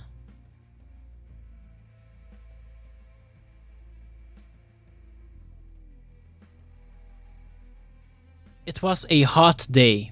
Sheeana was at her observatory tower. The desert reminded her of her Fremen roots. It was her escapism. Each sand shroud carried a little fragment of Leto II's persona, the never-ending dream. Sheeana considered taking the sand shrouds like Leto II did. How tempting it was for her to become God Empress herself. Wally was the sister who had become responsible for the observatory. She would soon go through with the spy's agony. Sheeana was a Fremen, and there was one last thing she had to do which Odrade wouldn't be able to stop. The potential Sheeana had if she were to appear upon the people of the Scattering with a sandworm alongside her, obeying her. Billions would worship Sheeana. A little light of hope would become a consuming fire. Sheeana needed to take a sandworm to the No Ship. She indirectly asked Wally to do so. The No Ships from the Battle of Junction would start returning that same night, and Sheeana feared what would come out of them and step in Chapterhouse. If Odrade's plan went accordingly, then she had to escape with Duncan and the sandworm as soon as possible. Sheeana walked on the sands of the desert one last time. The first No Ships could be seen entering the atmosphere. They could be seen up on the twilight sky among the stars. Idaho and Sheeana talked inside the No Ship. They purposefully talked about how the Honored Matres would inevitably kill their leader and replace her. The Bene Gesserit sisters inside the No Ship despised what had happened and were anxious. Sheeana convinced the Reverend Mothers inside the No Ship to join her side. Miles, Scytale, the Rabbin, they would accept Sheeana's leadership. Later, Sheeana called Duncan to talk secretly in a room with other Censors. Many sisters intended on escaping away with the No Ship. They asked Duncan if he wanted to stay behind with Murbella. He wanted to go with them. but it was obvious that he was in pain, for he would never be able to see the love of his life ever again. But at least, without his presence, Murbella would be left with no weaknesses against the honored Matrice. The nose ship turned on. It raised above the Central before launching into space. Duncan had one last vision of the old couple in their garden. They were waiting for him. This time, Duncan was able to see beyond the garden. He saw that they were inside some sort of ship, full of cables around the garden itself. There was a network, a large network covering everything. When the nose ship crossed the galaxy in moments, Duncan erased completely the database of the nose ship, and when he woke up on his computer, couldn't recognize any of the constellations around the nose ship. As it was expected, Garemi, a censor, and Sheeana were beside him. Duncan erased the database so that they could be an unrecognizable ship in a new universe. This was a fresh start. They were free, but Duncan still remembered all the most important things they could recover and use. Murbella and Bellonda were at the office when the nose ship departed. The whole Central shaked. That nose ship was gigantic, one of the biggest nose ships ever built. It was like if an earthquake had happened. The ship was quickly gone. Murbella cursed those who left her, but there was nothing they could do, for they would never be able to hunt down that nose ship. Murbella also knew that Sheeana would use the Missionaria Protectora to her advantage. Duncan, Idaho, Sheeana, Miles Teg, Scytale, the Rabbin and Secret Israel, a sandworm and many of the last Reverend mothers and sisters who sided with Sheeana were on that nose ship. Not only that, but also the Van Gogh painting was there as well. Sheeana had taken it before entering the nose ship.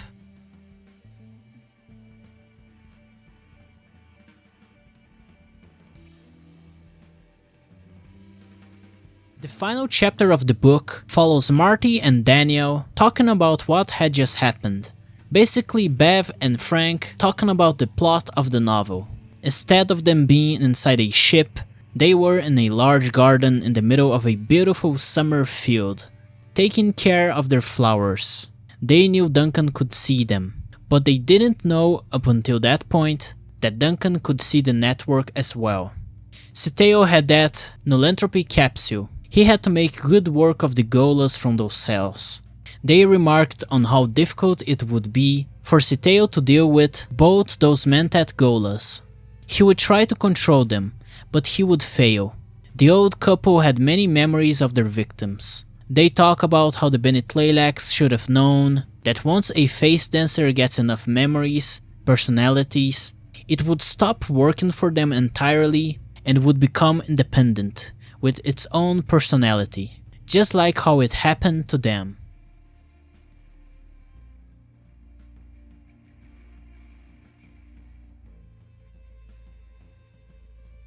In this chapter of the video, I would like to talk about my speculations for Dune's 7th book. I even thought of cutting this and making a separate video, but maybe I'll leave this both here at the end of the full story of Chapterhouse Dune and cut it out and release by itself as a separate, shorter video. So let's just speculate and theorize. Dunes. That would be the title of the 7th novel. Why, you ask? The reason is that I believe that some of those sisters, sent out with Centrals and Axolotl knowledge, were successful at creating new Dune planets scattered around the universe. So it would be quite poetic if the first book of the series was titled Dune, while the last one, Dunes. Maybe it could be also titled Saint Sheeana of Dune, or Saints of Dune, or Face Dancers of Dune, or even God Empress of Dune. That would have been a sick title as well, but I think Dunes is the most poetic one. I tried to search on the internet on what Frank Left noted and sketched for his 7th book, but just couldn't find anything. Apparently, if there were any notes, Brian Herbert and Kevin J. Anderson decided to keep them in complete secrecy. What I could find were some comments and posts on the internet which claimed that Brian found a synopsis, his father left, and also that Kevin took some creative liberties, with the two big bads being robots. which I think is absolutely stupid and disrespectful toward Frank's work. Because in 6 books, humans were always the ones responsible for their troubles, and even the Butlerian Jihad was humans controlling other humans with machines. And then comes Kevin and Brian and decide to make a generic good versus evil, machine versus man story. So I want to talk about some things I believe we would have seen in Dune 7. First, I believe we would have a time skip, and it would be described to us that in this time skip, Duncan and the gang, with their nose ship, went on a Star Trek-like journey through scattering space and met many distinct and unique groups throughout the galaxy. The time skip would end with them officially settling down somewhere, and from there, Sheeana would start her religious empire, divine Sheeana as Empress, and create a new central Dune planet. We would have 3 main groups in this story: Sheeana's divine empire, the Bene Gesserit group, and the enemy of many faces, who would reveal themselves to be Marty and Daniel. And yes, they would be face dancers, as we see at the very end of Chapterhouse, which confirms that they are not machines, but freed face dancers. Teg would be revealed to have developed a new kind of prescience that made him able to see through no rooms, no ships, and no planets. But I'll bet that he is unable to see people with Sheeana's mark, and for that, he compensates with his Mentat abilities and estimates precise guesses of what's happening out there. This is why he was able to know where Odrade and Sheeana were at the end of Heretics of Dune, and where the Honor Matre no ships were around Gammu. Probably the Honor Matre bloodless weapon would be explained in better detail as well. I believe it to be clear that the ultimate threat are the 2 hyper-evolved face dancers, and that under them were the trainers with their army of Futars. I believe we would get to see many variations of Futars, such as the aquatic ones, who would migrate to Buzel. But another thing are the sea worms from Kevin and Brian. I think that they are also an invention by the duo, but from all the BS they came up with, I think that's the only good creative decision they took. So I would have liked to see sea worms in Buzel as well. Other than that, it would be nice to have bird futars, reptile futars, and such. I think we would have seen more cyborgs and maybe some sort of thinking machine, but it would be a secondary non-important group, such as the robot waiters were unimportant in Junction. As I talked about in the full story of God Emperor of Dune, it is very clear that AI is not a threat anymore. The fish speaker attack on Ix and the death of Malki resulted in an eternal prevention that AI would never become a threat to humanity ever again. I also believe that we would have seen bioweapons and chemical weapons being used against the Bene Gesserit group, as Odrade figured out how the Matres wanted the Bene Gesserit immunity to poison and diseases most of all. Plagues around Junction, Gammu, and Chapterhouse as an attack by the enemy of many faces would have been interesting to see. To end this part, I believe that Dunes would end with the galaxy become one big democratic union. Maybe like the Union of Planets or whatever from Star Trek. But instead of many alien species as its members, we would have many distinct human groups as its members. Frank mentioned this idea to some fellow authors before he passed away, so probably that's how it would have ended.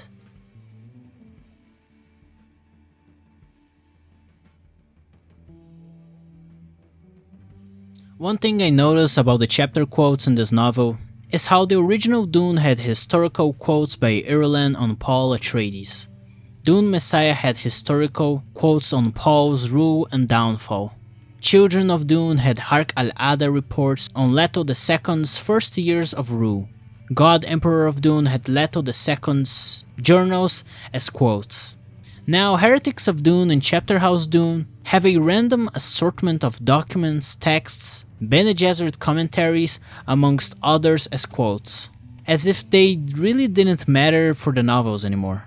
Maybe the point of these quotes would have been revealed in Dune 7, but from where I stand, these last 2 books just have a bunch of random crap as the quotes. In the end, I like both this book and Heretics of Dune. I am sure that if Dune 7 had come out, this second trilogy would have become my favorite above the first one. But the thing is that it was never published and we have Brian's books instead. As I mentioned before, I plan on reading them, but only as they are released in Portuguese by Aleph. So after I'm done with main series Dune, that is, remaking both Dune and Dune Messiah on my YouTube channel, don't expect any new Dune videos coming out soon. There's only Sisterhood of Dune in Portuguese as for now, and I plan on ranking the Frank Herbert Dune books. And after that, I'll be making some other videos on other works. In any case, if you enjoyed this video, leave a like and subscribe. Write a comment down below on your thoughts of Chapterhouse Dune, and maybe share the video with people who also like Dune. See you next time.